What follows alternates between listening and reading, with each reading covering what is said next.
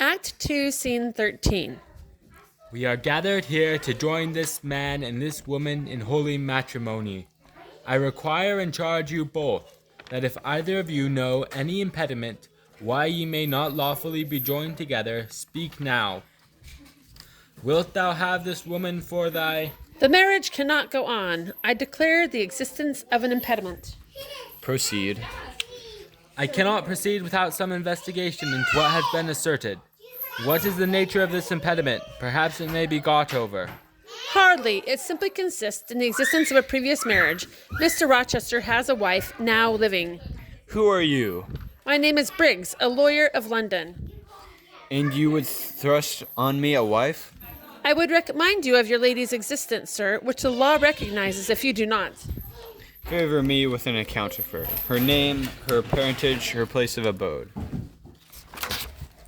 Certainly.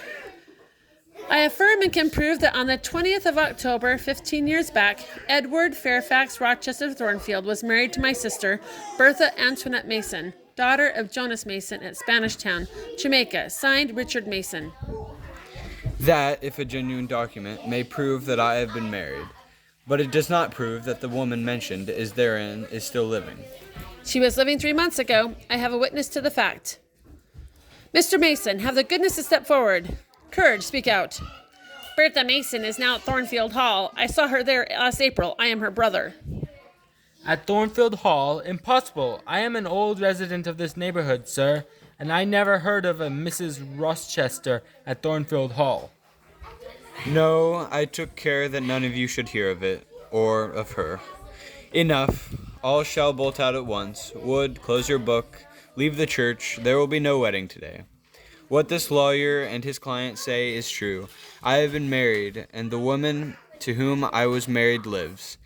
You say you have never heard of a Mrs. Rochester at the house up yonder, Wood, but I dare say you have many a time inclined your ear to gossip about the mysterious lunatic kept up there.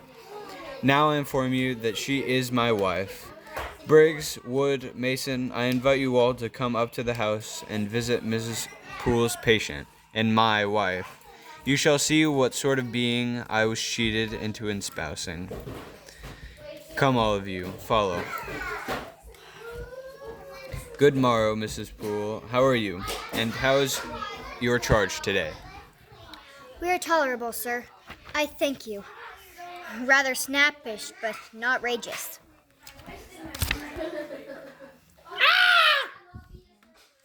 Ah, sir, she sees you. You'd better not stay. Only a few minutes, Grace. Take care, sir. For heaven's sake, take care. This is my wife.